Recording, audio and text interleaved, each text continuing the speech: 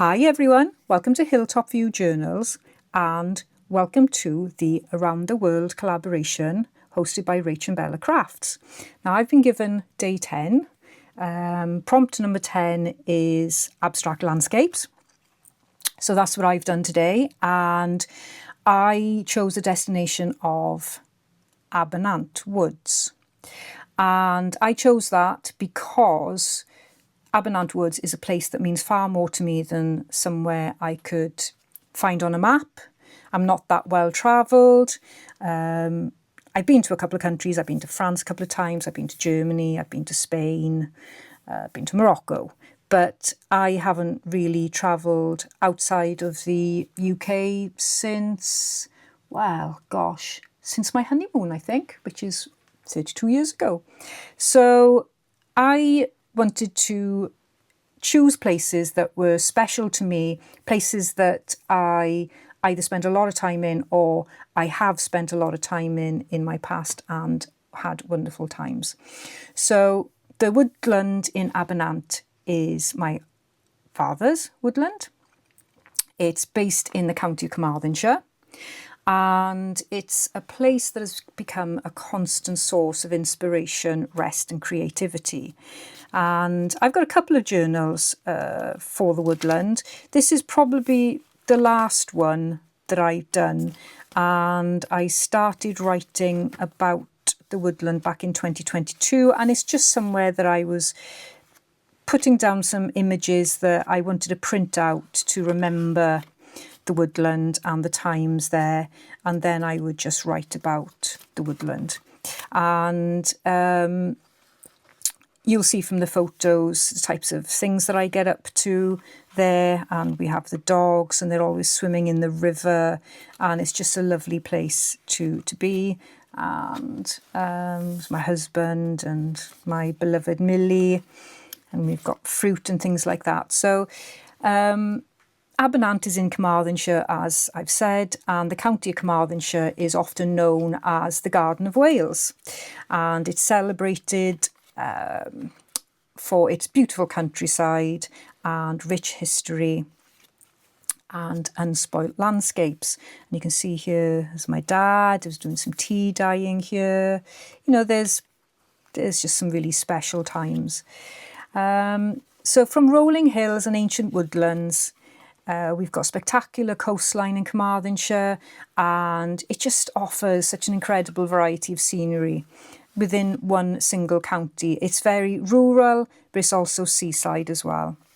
And it is a place where nature takes centre stage, absolutely centre stage. And we have peaceful valleys, winding rivers, and just countless walking trails that encourage you to slow down and appreciate the world around you. So my dad's woodland lies close to the historic Ricketts Mill in Abernant, and it's a reminder of the area's long connection with the landscape and the River Cynon, which runs through the woodland. And it is surrounded by rolling hills, ancient woodland and quiet country lanes. And it's a place where nature and history do sit side by side. And I just think the woodland just reminds me of everything I love about where I live. There's such a sense of space there, its connection to nature.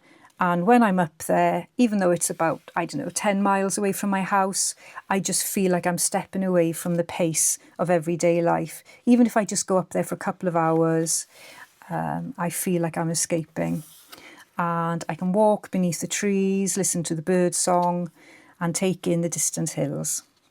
And it's easy to understand why this part of Wales has inspired generations of artists, writers, and nature lovers.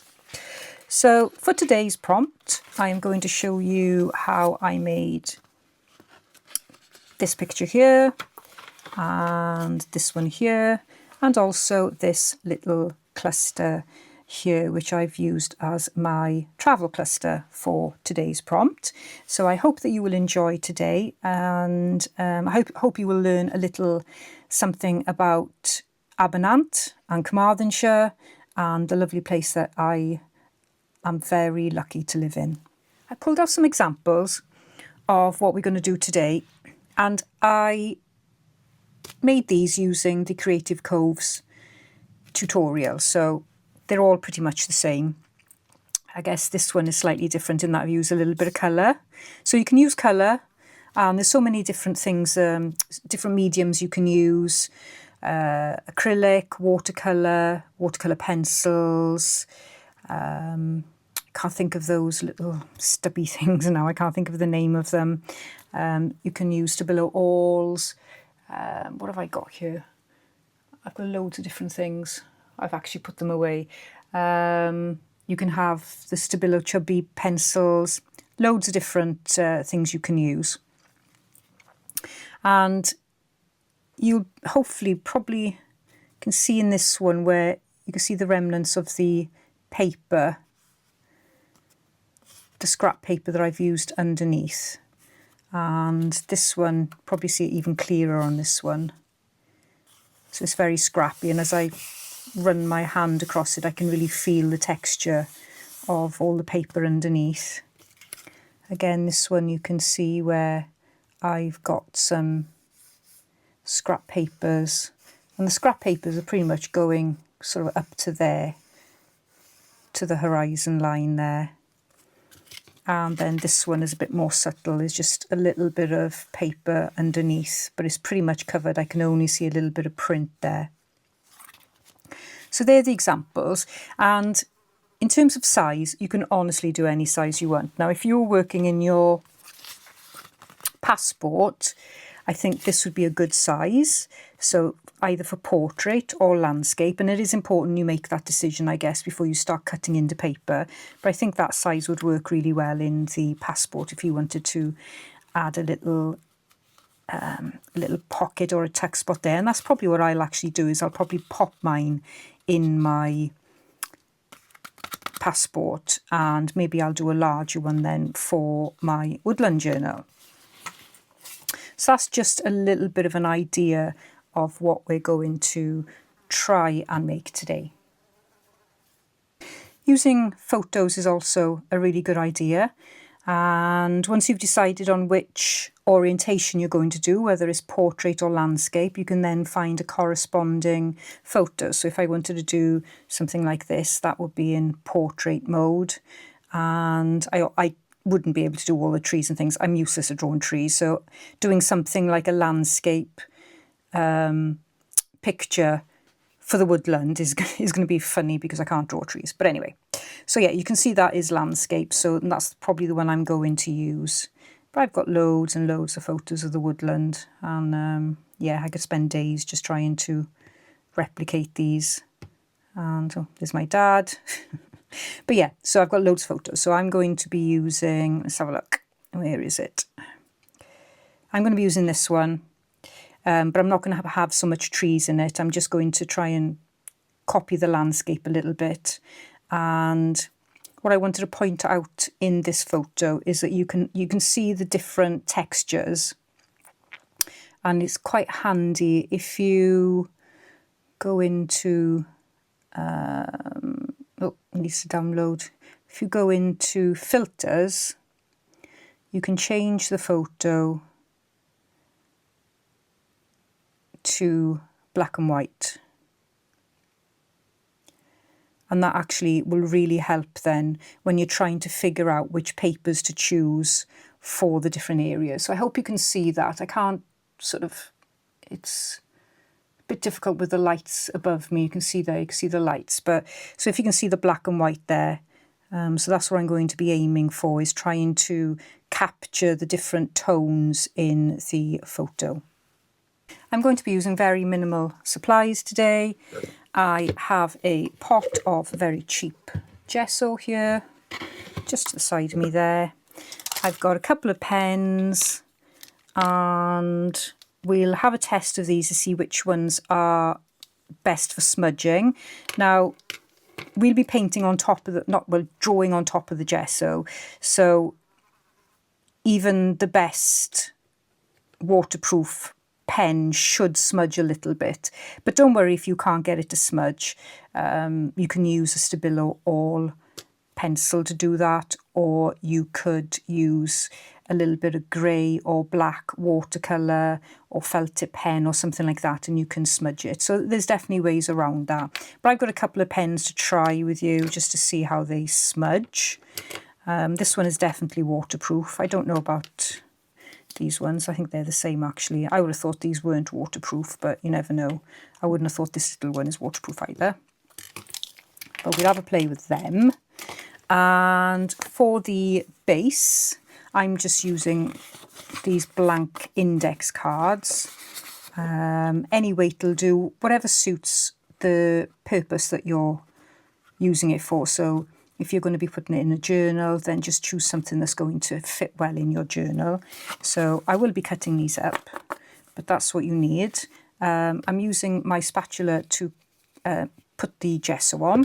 And I've got some water here, and I've got a couple of old paintbrushes just for smudging. And I think that's pretty much it for a minute. Once we cut these into place, you could use masking tape then. So you can actually get away with not using masking tape as well. So maybe we'll try it with masking tape. So it's probably a little bit easier, but you can definitely get away with not using masking tape. But you don't have to have a border all the way around. I certainly, I went really messy on this one and just used the gesso as the border. So you could very much do that as well. Just actually put the border going around there with the gesso, and then it'll actually look like it'll have a blank border all around it. So a big part of this is using scraps. So you're going to need scraps. I'm going to stick to neutral because that's the easiest way to show you what I'm making. But you could use any type of paper, any coloured paper. Bear in mind, if you're using anything that's been printed on an inkjet printer, then that is likely to smudge, or it'll just lose its colour and it'll go that sort of funny greeny colour. But if you're using cardstock or anything like that, then that will retain its colour. And you could actually use a little bit of fabric as well in this. So you could use like these small little fabric things. I'll probably use these, but I think I just might use these as a decoration rather than actually in the image. But that, that's a couple of ideas. I'll put that there just to remind me about that, because that was an idea I had just then. But yeah, so I'll be using some scraps from this little pot as well. So today I'm granting you full permission to play. Experiment, make a mess, make mistakes. It's just paper. It's going to be fine. Just have a play. Because the more you do this, the more satisfied you will be with the outcome. And the more you play, the more you'll learn as well, definitely. You'll just see different textures, different tones. It'll just all come together and you'll be really happy with the results. But you do have to play a little bit. So I've chosen some scraps here. So very similar, but again, there's some obvious differences in the tones and the thickness and things, which will give you some really scrumptious textures. And what we need to do is work out the size of what we're going to do. So I was thinking of making one postcard one like this version here. So I'm going to actually use that size first of all.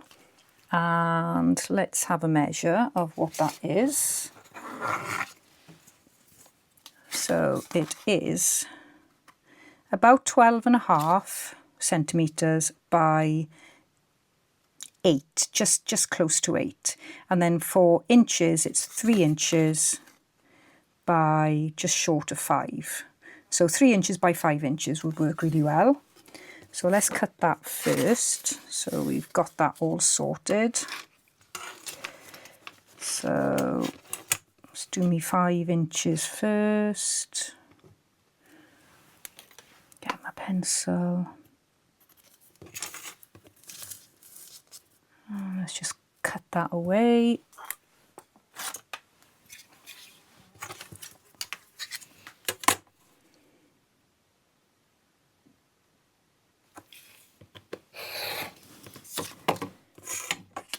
And then this bit will be 3 inches. So at the moment it's 4 inches. So I just need to make it a bit more smaller. About round about there. So you don't have to be exact.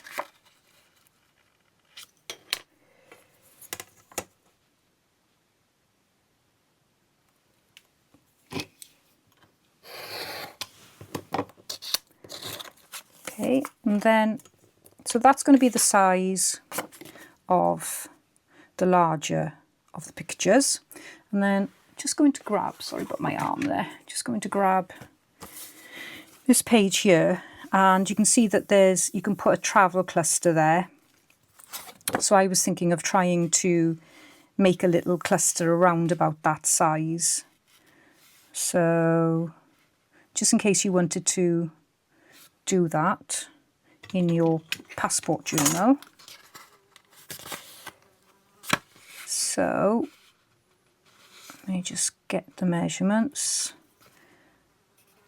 So that needs to be 6.5 centimetres, so about 2.5 inches across. And then it's about just over 7.5 centimetres and nearly 3 inches down. So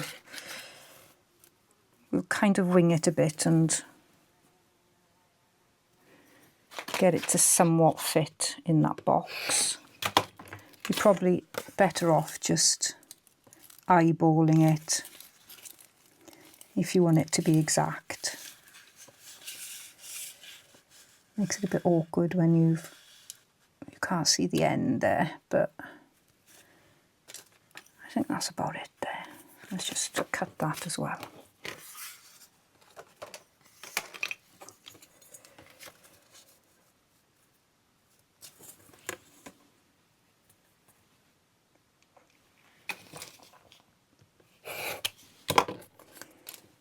And so that will go like that. And then what you want to do is you want to gesso your base. So just the one side. And let's get something to put this on. And you want to let it dry. I think just one coat of gesso or white acrylic paint will do. And this will give it a nice strengthening. And it'll help with the gluing. And you don't have to do it really straight. In fact, if you leave some marks and things, then that will just add to the texture of the picture. So have a play with different things.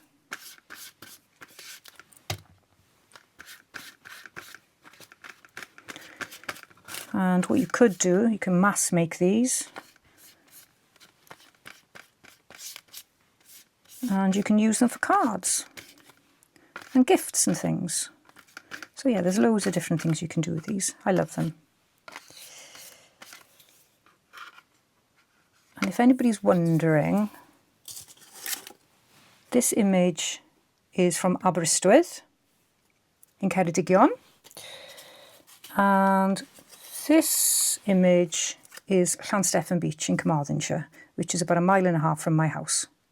So I've used pictures for those. Okay, so I'm going to let those dry now and then come back and then we'll go on with the next bit. Let's test the base. So this is very similar paper to what I'm using for the picture. And I'm just going to grab my water and smaller paintbrush here. And so this is with no gesso on it. And if you add some water to that, there's a slight bleed, but it will end up like that when it's dry. You can't really blend it in much. So this bit here has got some gesso. I was going to dip that in there then. And then with my brush, with some water, so you can see now it blends really nicely on the gesso base. So let's use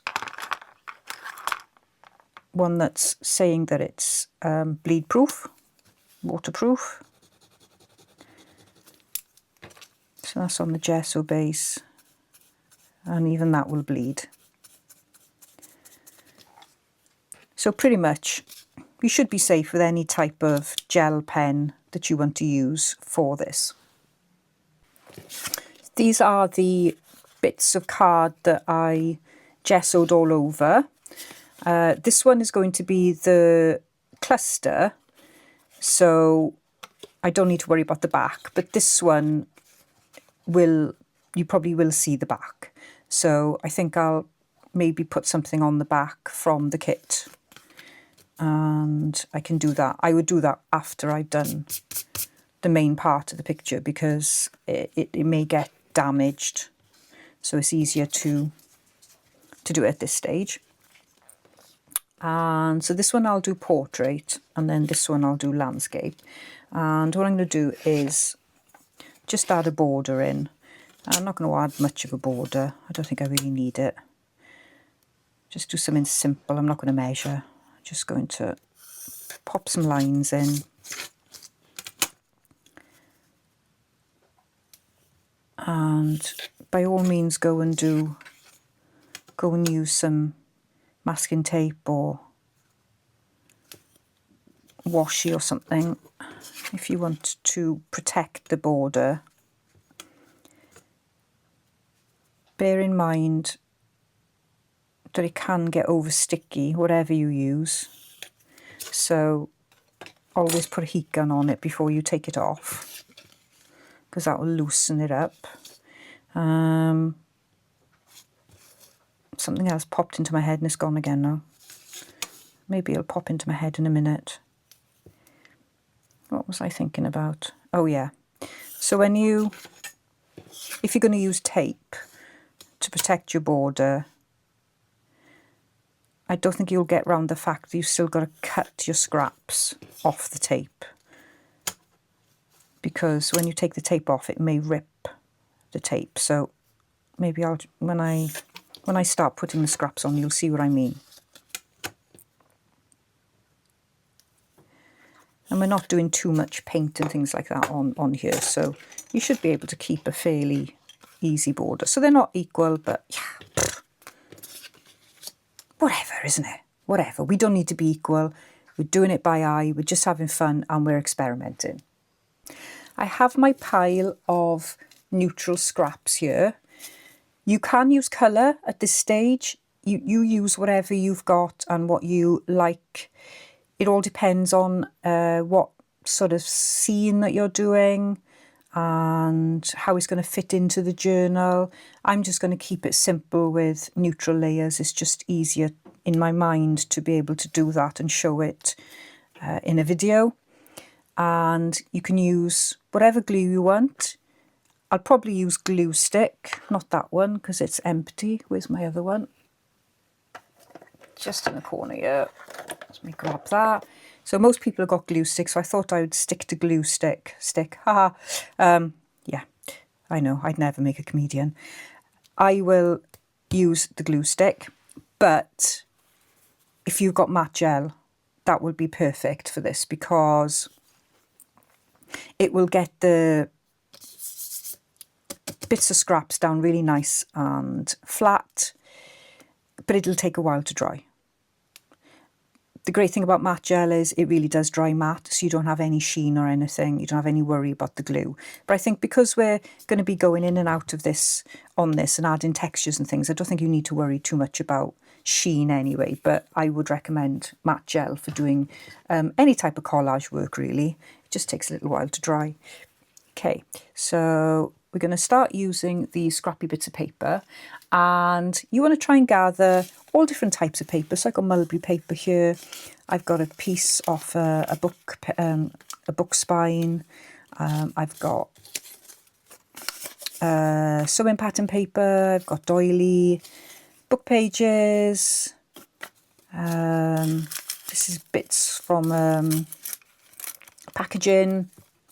Just all bits of things. Got something a little bit thicker there from an envelope. Tissue would be great for this. You can really get some lovely texture with tissue paper. In fact, I think I might go and grab some now. There we go. Just a couple of scraps of tissue paper as well. And I think tissue paper would work really well in the sky. And while I'm thinking about the sky, if you want your sky to have different shades, so if I show you with this one, you can see here I've got some darker pieces, so depicting clouds and stormy weather and things. Then you want to leave your sky with the gesso underneath so that you can smudge it. Whereas if you just want like a plain sky, then you could add paper and you could use the paper to provide the texture of the clouds and the sky. So it all depends on what you want to do. And what I'm going to try and do now is I'm going to place bits of paper, different bits of paper, and try and use the paper to create that differentiation then between the various parts of the picture. So I'm going to grab my phone here again. So obviously I've got some really dark bits there, got really quite ominous clouds then. Well, we are in Wales, so yeah, we always have a lot of clouds. So it's dark there, then it's slightly bit lighter there, and then we've got some light areas here, we've got dark areas, we've got a dark area there. So I'm literally going to plonk bits of paper down and glue them and make it look a little bit abstracty and try and just replicate those different shades, I think. Yeah. I'm sure there's proper technical term for all this, but you know, I'm just winging it. I'm just going to copy my picture and see how it goes. And this one, I think I'm just going to be doing random stuff. So let's start with the dark bit. And I think what I can do is use some of this.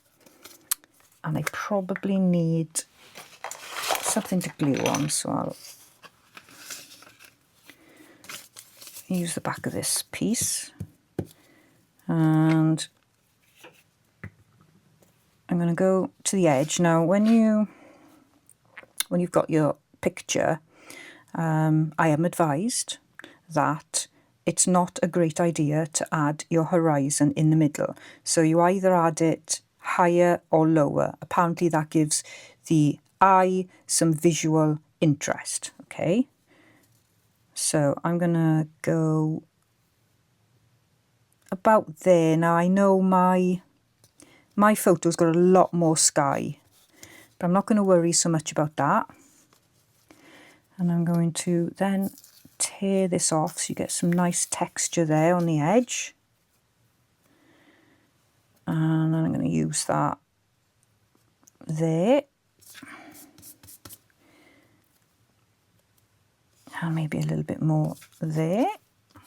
Okay, so it's quite messy. You will get your fingers all messy and things. So I'm going to use a lighter bit now.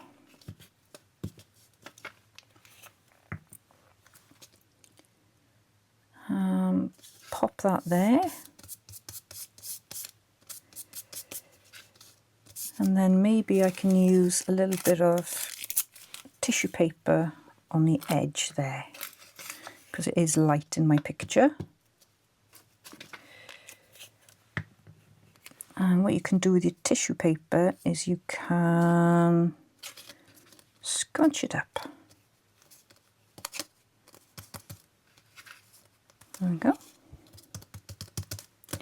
So I've got my first bit in, and then we're looking at a little bit more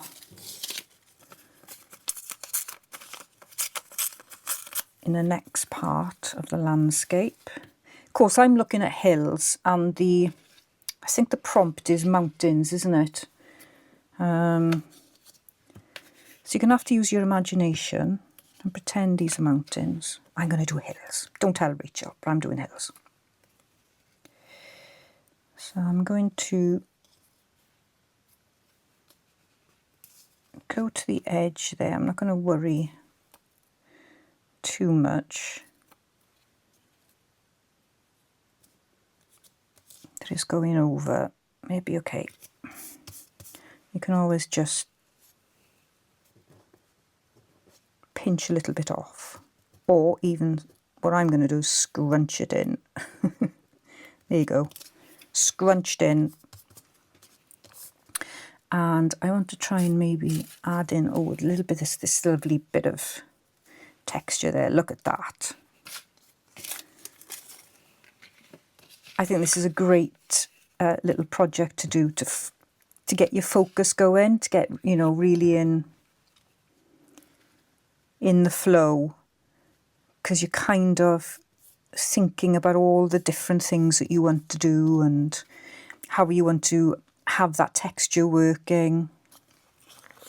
I definitely want this mulberry paper, but it is quite dark, so perhaps I'll use it on this side.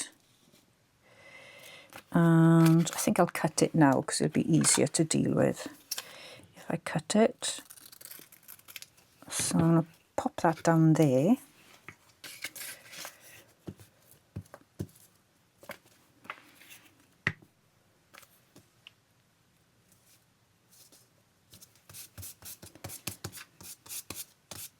So I really like that. And it's also good as well to maybe repeat some of the paper. You don't have to use different things all the way through. You can definitely repeat it. So I'm going to repeat this bit. I think that one, no, that was actually doily, wasn't it? Oh yeah, I got a little bit more doily. Here we go. So let's take this bit of doily here. So again, this is perfect for using up your tiny scraps if you're insane like me and you keep them. Obviously, I appreciate if you're not like that. I might put that way.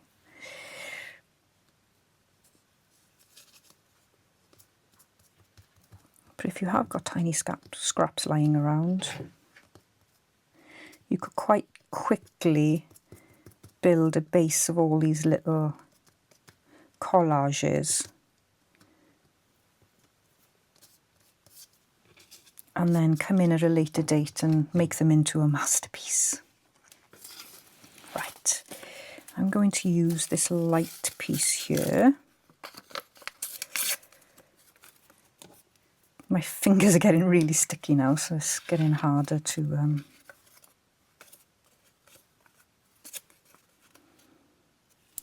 take them off my fingers.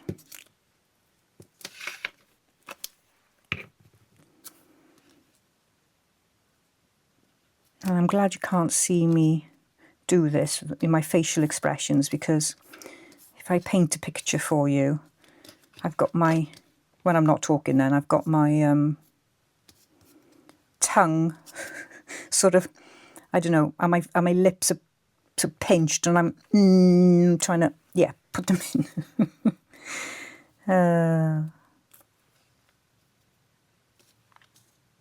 I do want a bit of music paper, so I'm going to pop that on as well. So you really can use the tiniest of scraps.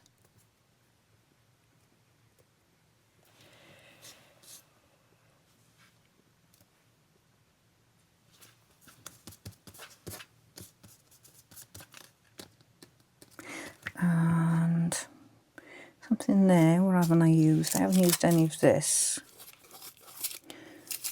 Up.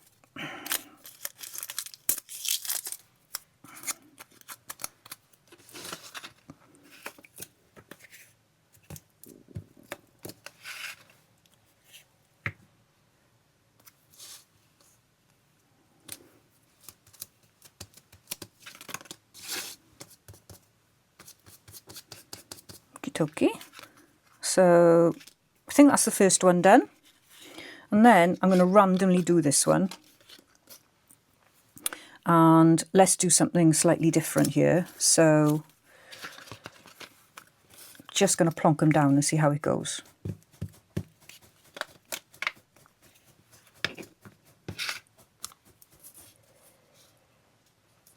I want to do it different to this one, so maybe if we have that going that way.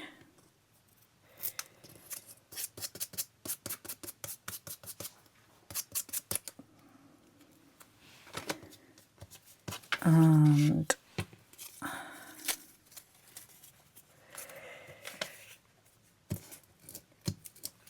I can feel I'm going to get into a really, really sticky mess here.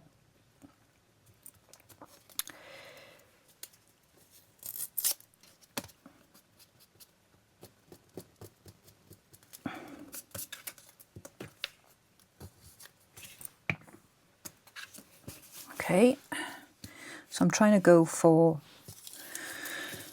lots of texture here. Oh.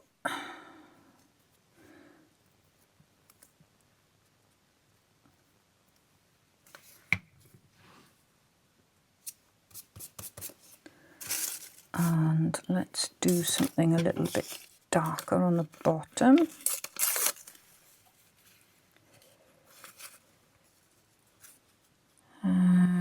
Okay, let's cut it again.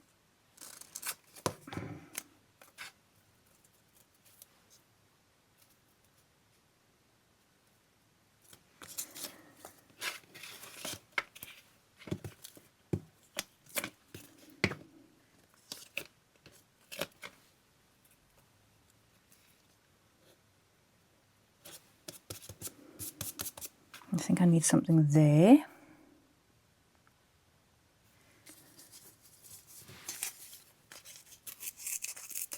And when you tear your edges, try and get some nice texture from the different, you know, the fibres of the paper, because that will react differently as well when you add your pen marks and water.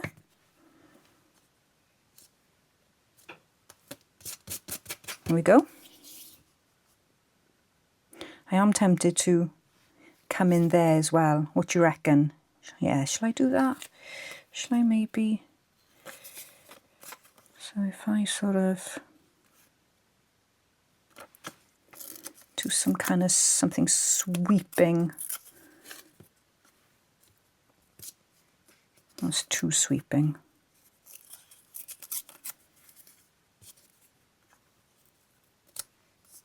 Okay, let's pop that on.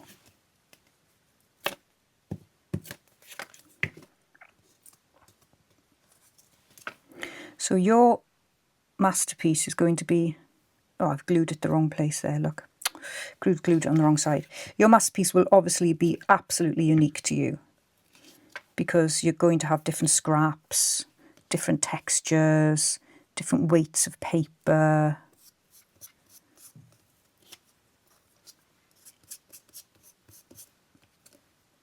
And I think this is a really good project. You know, when you've literally got 5 or 10 minutes and you just escaped your craft space, and you think, right, let's plonk some scraps down. Plonk them down without really thinking about it. And then you can go back to it at a later date. And you will reimagine something completely different to maybe what you were thinking about when you were sticking your scraps down. So I think that's a lovely idea. I want to add some tissue paper, just for the texture.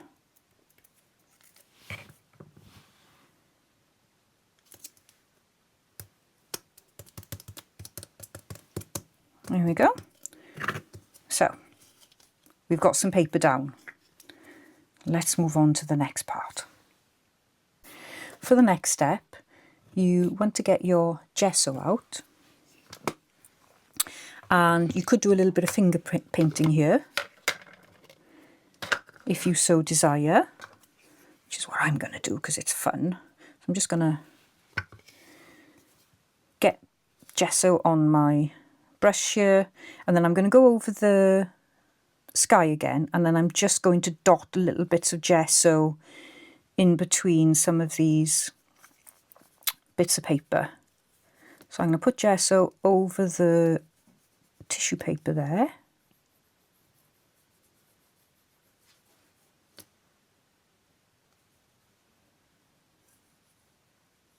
And this is really going to help you get some fluffy clouds and things in your sky. So let's just do the sky on this one. And of course you can use a brush. have to use your fingers if you don't want to. I think it's kind of fun because it's almost impossible to make things neat.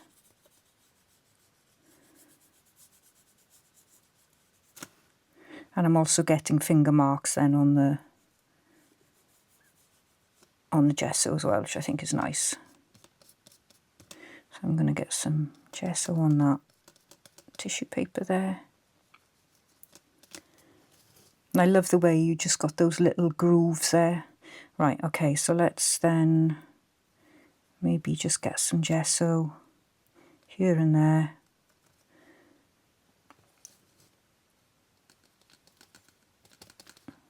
So I know I've got some, where I've got the light coming down on my photo.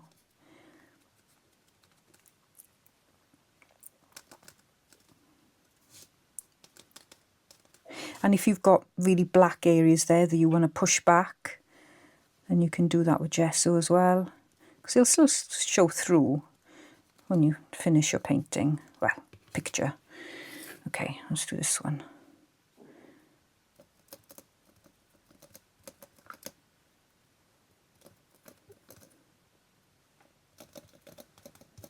Just going to randomly do that. Don't really know what we're doing with that one, do we? So I have no idea. It's kind of good, isn't it? And I'm just thinking, do I need anything more here? No, that's coming up. So you can use gesso to glue something down. There we are. I think that's enough. So I'm going to dry this off now, and then we'll go to the next step. I know this piece of advice is going to be difficult, because I know I'm going to find it difficult to listen to my own advice. But for the next step, don't be worried about putting marks down that you're not going to like, because the beauty of this is you can just add more paper to it or add more gesso, which will give you more layers. So you don't have to get it right on the first go. You can come back in. And what I find when I put a mark down that I really don't like, I leave it and I go on and do something else, and then I come back, because it never looks as bad when I come back. So just a couple of suggestions for you to think about during this stage. And I'm going to go and use this thicker gel pen, which I think is it's a 0.5. And so the next step really is to be adding in your definition. And I'm going to focus on this one for now, just to get this one as right as I can. And I'm looking at my photo, and I can see, so my horizon has got quite a definite line on there. So I am going to define that line, and I'm holding my pen really quite loose, so that it doesn't make it like a straight line. It's sort of edgy.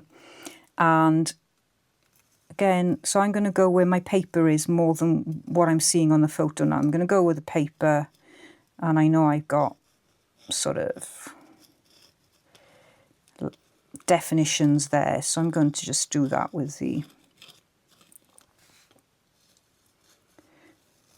pen. It's hard to do this and talk at the same time, so I may go quiet. Okay, and then so for the sky, I've got these amazing clouds here. So I'm just going to draw a little bit in there, grab my paintbrush, wet it, and then smush it.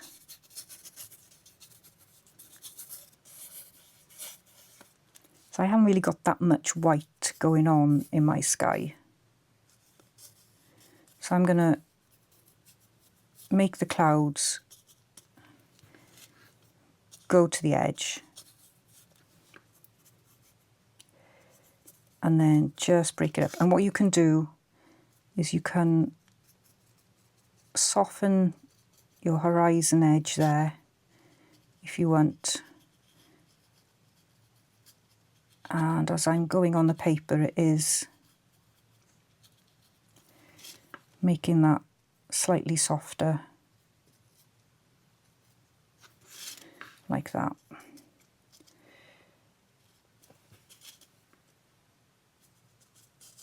Okay, so I can see now the hair's a little bit undefined, but I'm probably going to come in with my trees here, so I'm not going to worry about that too much.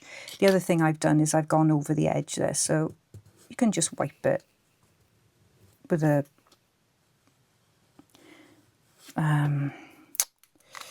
baby wipe, which I'll go and grab now.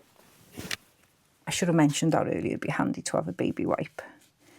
You can just wipe the edge there. So I'm going to leave that sky dry. And if you've got a Stabilo awl, you can also use that to create some shading and things. So say if I don't know, if I just come in here a minute and just wet that, you can see how gloriously dark that is. So that makes it really easy to get sort of blocks of shading there. So, okay, let's just wet that a second, pop that out the way, and I'm just looking at my photo now. So I'm going to just start drawing, maybe not talk so much, and get the shapes of the trees in. I do need to concentrate a little bit. And I'll maybe explain then what I've done as I go along, but I do need to leave this dry as well at the same time.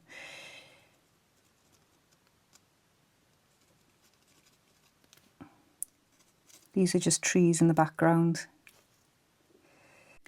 When I saw the prompt Into the Mountains, I immediately thought of rolling hills and valleys that surround the woodland. And although Carmarthenshire isn't known for dramatic mountain peaks, the landscape does have its own quiet grandeur. With its winding tracks and ancient trees, changing light and distance hills, they create a feeling of just stepping away from the noise of everyday life and into somewhere timeless that I just appreciate so much.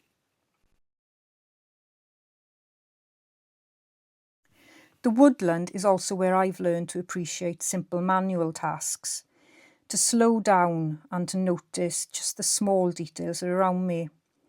And every visit is different, as my dad spends most of his time up there and is constantly making improvements to the land. And I know that that place has saved my dad. It saved his health, because when he bought the land, he'd suffered a series of heart attacks and was seriously ill for a couple of years, so didn't actually do anything there for a while. It just sat there waiting for him to pour his love into it. And that's what he's done. He's poured his love into the land, and because of that, I love the land. The changing seasons there also bring new colours, textures and sounds, and it's pretty dramatic at times. You have the fresh spring leaves to the rich earthy tones of autumn, and it's a place that reminds me that nature builds beauty one layer at a time, and also that nature stops for nothing.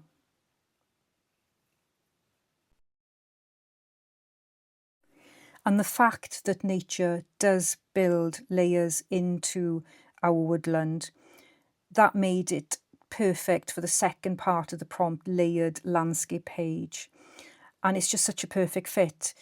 And hopefully my make reflects the woodland as I experience it, with messy layers representing the distant hills, the woodland canopy, tree trunks, undergrowth and the woodland floor. And just as the landscape reveals itself in stages as you walk through it, the page is built by adding one layer after another to create depth and tell a story. And you can create those layers with anything, any type of material you've got, any paper, all the scraps you've got, all different colours of paint and different types of pigments. Just build up the texture one bit at a time.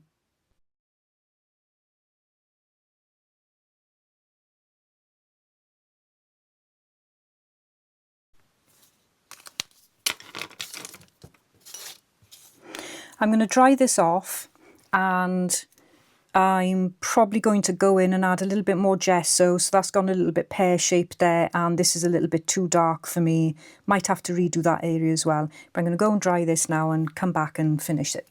So you can repeat this process as much as you want. When you go in with the gesso, you can see that it reactivates the ink, and you can get some really nice tones with it. I'm probably going to cover that bit.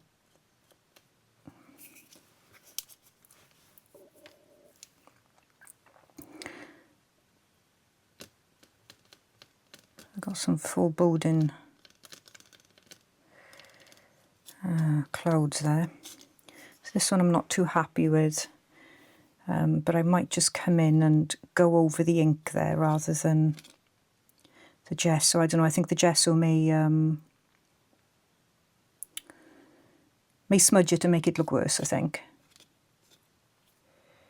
I did want to soften this edge as well, but I don't know how much I can do that. And you can use the gesso as well to just create more white for the clouds.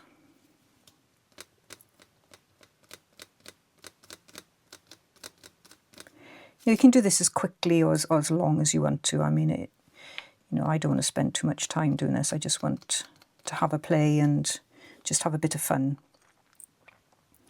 I'm going to carry on now doing a little bit more, and hopefully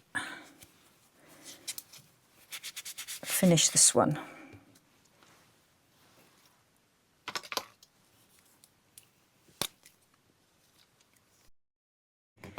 Choosing Abernant Woods as a destination was an easy decision for me because it represents somewhere that is deeply personal, and it's a place where I spend time with my family and my fur babies, and where I enjoy the changing seasons.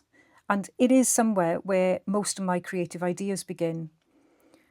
And for me, rather than travelling hundreds of miles and going on a few holidays a year, the woods give me that sense of freedom, peace, rest and joy.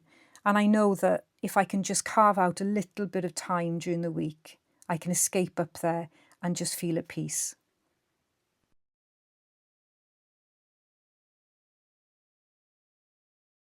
I do really hope that the pictures that I create in today's prompt capture that little bit of calm, beauty and character of the special corner that I have in West Wales. And perhaps it will inspire you to look a little closer at the places that feel like home to you, but could be so much more. Maybe you can't travel at the moment and you can't go around the country or around the world. And perhaps you can just look a little bit closer to home and to find out things that maybe you've not noticed before.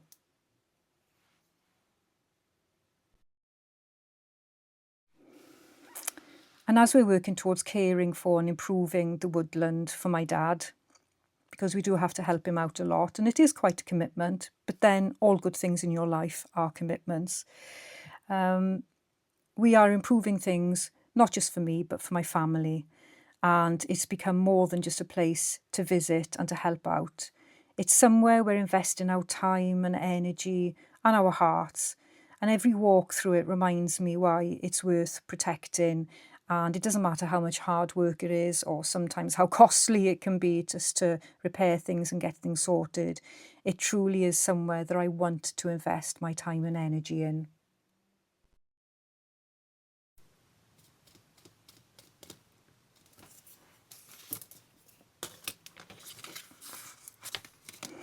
I'm going to stop there. It's never going to look right to me. And I know I can't get the perspectives right, and the close parts of the picture should be much bigger. I'm just playing and having fun, but yeah, I'm quite happy with that. I'll show you the picture now. There's bits I don't like, but hey ho.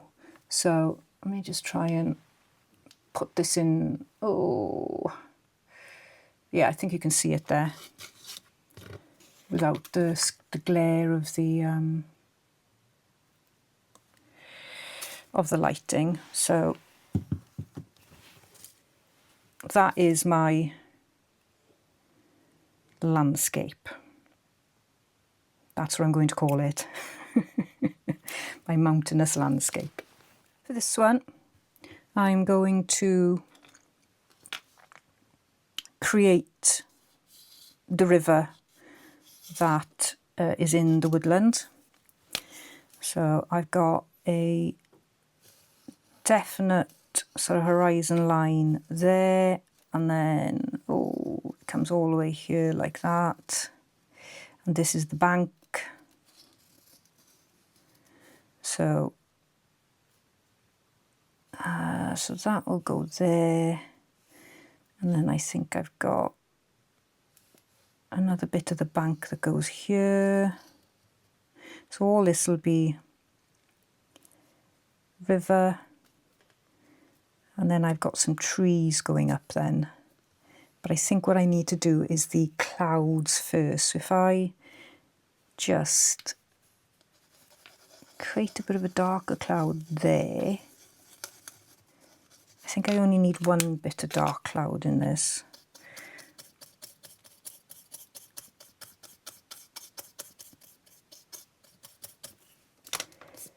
Smoosh that away.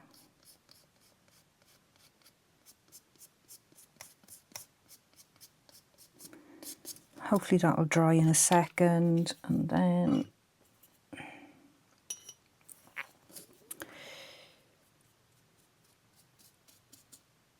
just soften these a bit.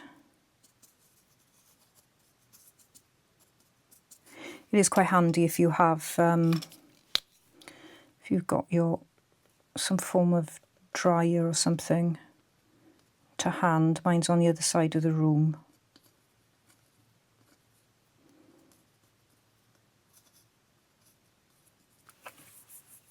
So this part here needs to be like a very different texture.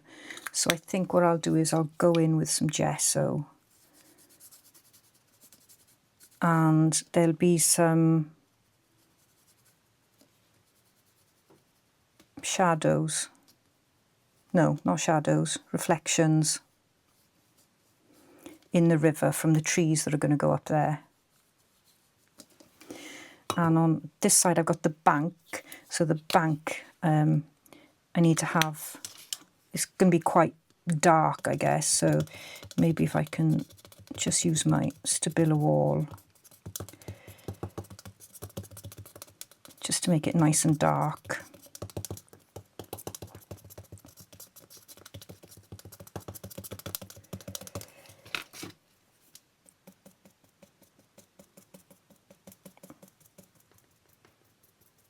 Another technical term coming up. Just do dots and pat your brush. You don't come here to learn, I hope. You know, you just come here to watch me have a bit of fun, innit, and enjoy your, like, as we say in Carmarthen, we enjoy your. And then I've got these really foreboding trees, and I think when I'm looking at the photo I've got in front of me now, and I think there were a lot of ash, dead ash trees. Unfortunately, we did suffer with the ash dieback. We were hit pretty hard with that. So these trees are all very sort of deadish looking, which probably doesn't make for a good picture. Maybe a spooky picture, perhaps.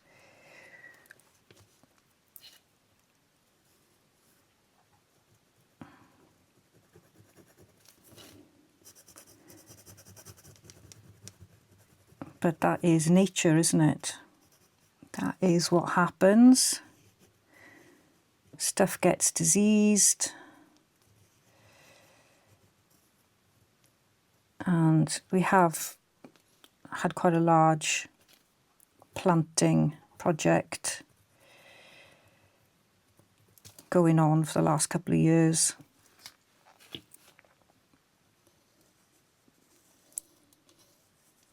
But obviously it's going to take sort of 15-20 years before we see those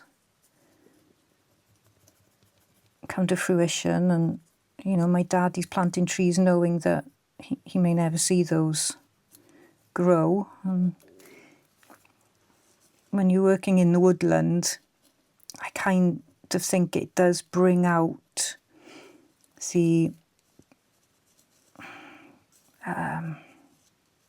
the reality that how short our life is, and you're doing things for the future that you may not actually see.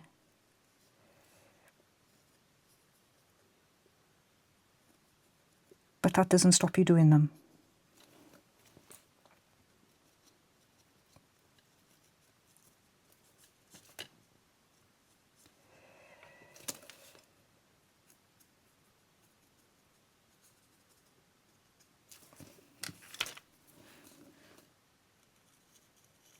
Because what would we do if we didn't want to do things just because we didn't think we'd be around?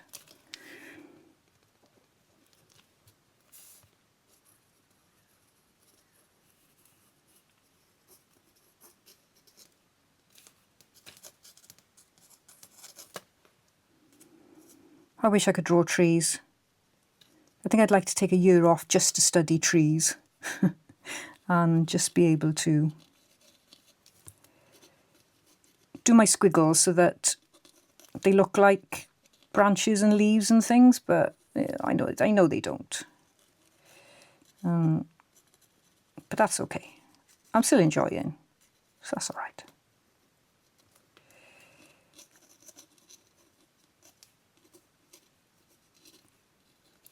I mean, the prompt that Rachel's given me, and I do love her for it because she knows it's perfect for me, is abstract. And I would say this is definitely abstract. Definitely.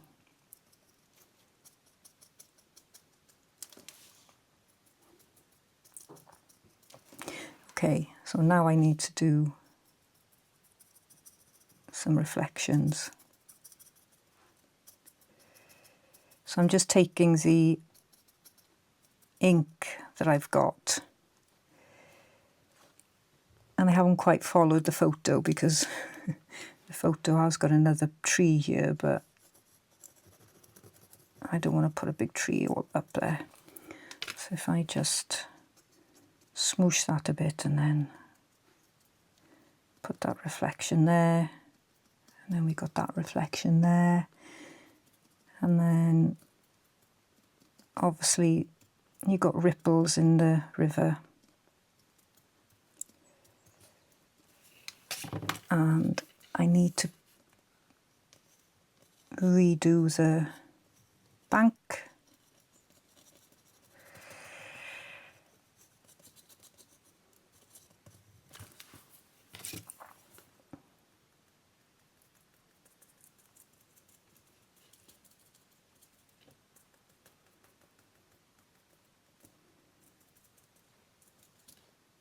Okay, so that's supposed to be the river, okay? I'll show you the photo now, what I was trying to capture. I haven't done very much at all. There we are. It's not, oh, I can't get it without the light, but it doesn't really look like it, but you know what I'm trying to do. You know. It's abstract, most definitely. I'm going to try and rub out some of the pencil marks now that I've got here. They may not come off because I've done it over gesso. Like this one doesn't want to come off. I'm just being very gentle. I don't want to smudge it too much, but you can fix it if you do smudge it, which I'll show you now. And you know, there's so many uses for these. So obviously you can put them in your journal, and if you've been on a little trip or something and you've taken photos, you can try and replicate those photos with your scraps. I think that's a lovely idea. And you can use these, you can frame them. You could put them on birthday cards, use them as a thank you gift, happy mail. I think they make lovely gifts. To the right person, of course, because you want to give it to somebody that appreciates your work, even if they don't like it. It just takes a certain type of friend, doesn't it? Okay, so you can use something like acrylic paint pen or Tipp-Ex or anything that's white. You can go back over this with gesso and you can fix some of those smudges if you so wish and make it look a little bit neater. And I could probably cover the lines as well. You don't have to do this, but if you want to, I thought I'd show it. It does work quite well. And of course you can use a pen like this in the picture as well. So I know I've gone over the edge there, but I quite like that, so I'm not bothered about that.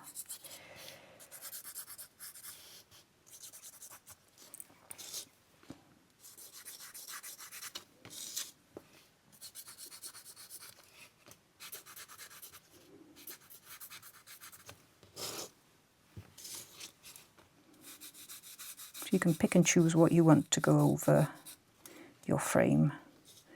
I think I'll leave the sky there. That's okay. Oh, I've got rubber shavings or eraser shavings everywhere now. There we go. There's my 2 finished abstract landscapes with what I'm calling mountains, but we haven't got much mountains in West Wales anyway, but we've got plenty of hills.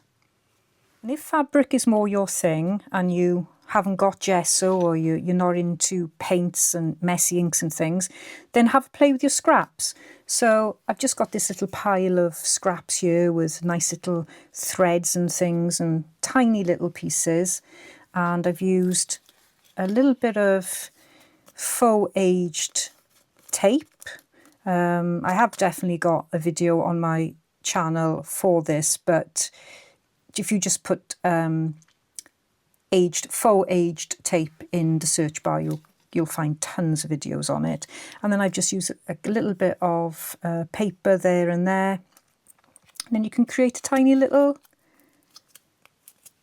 stamp just with little bits. So that's kind of abstract, isn't it? So I think actually I might use that in my passport.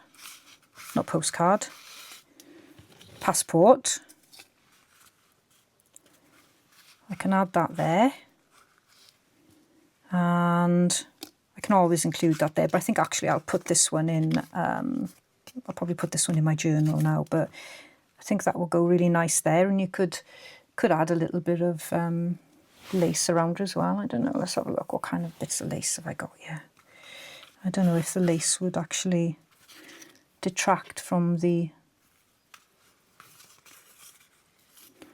stamp. Don't even know if you need it. I don't know. What do you think? Speak to me, people. Tell me what to do.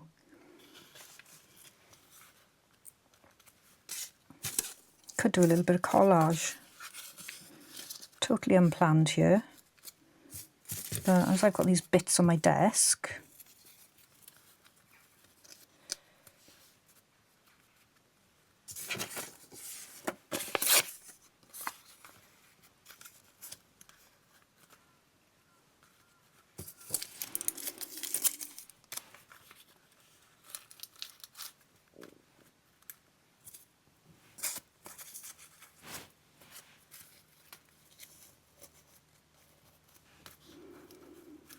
you know me. I can't just do something and then leave it be.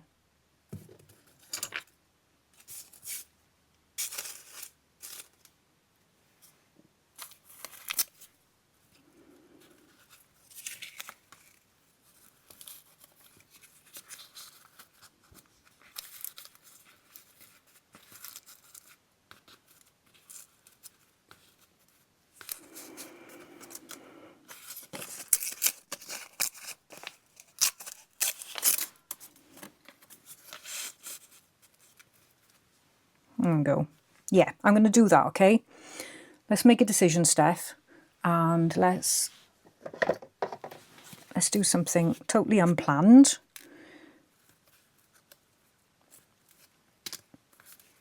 So I kind of got to get these in the right order now, haven't I? Do it like a jigsaw puzzle. One layer at a time. So if I plonk that on, so I have done some stitching on this. So I've just done a little bit of stitching there, another bit of stitching there, a bit of stitching there, and then I stitched all around.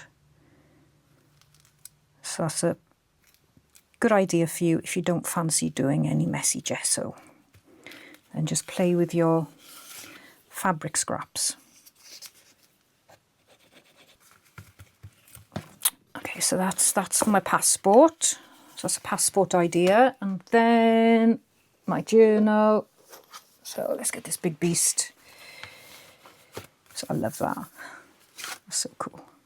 So I could create a pocket and pop it there. And I can just add it to that. And I think I don't really want to cover these images because they're so cool. Obviously I've printed upside down, but you know. These things happen. Don't know. What shall I do? What shall I do with this? I think that one can go there like that. Okay, so let's do that. And what glue do I want to use? So this is a bit heavy. I need something heavy. So I'm using this Tombow.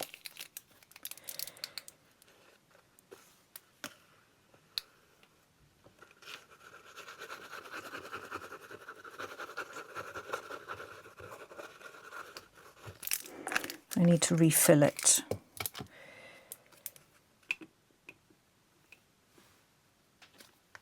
So that can go there like that.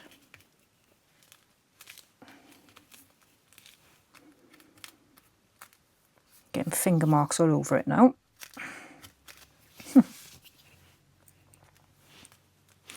Really, it needs something heavy to go on it, so I'll do that when I go off camera. And then this one, where do I want to put this one?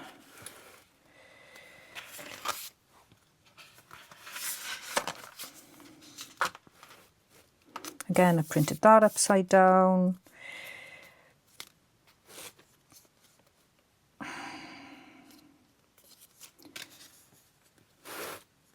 think what I'd like to do is pop that there and then do some journaling around it.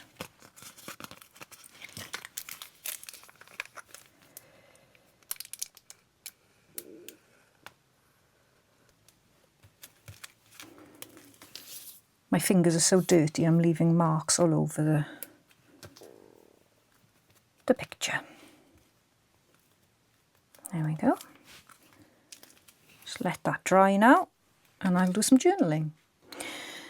So this is the one of the river. So I've just added a nice little scrappy cluster around that there. So it sort of blends into this lovely page that Rachel has created for me. And then on this page then I put another scrappy cluster and I've done some journaling.